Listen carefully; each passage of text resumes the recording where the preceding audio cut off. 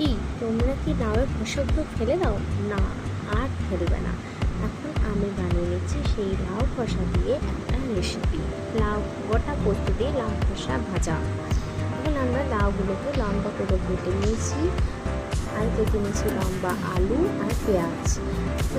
কড়াইয়ে তেল গরম করে তাতে দিয়ে দিলাম কালো জিরে ফোড়ন আর শুকনো লঙ্কা ফোড়ন। দিয়ে দিলাম কুচিয়ে রাখা পেঁয়াজ, লম্বা করে কেটে রাখা আলু আর লম্বা করে কেটে রাখা লাউয়ের খোসা।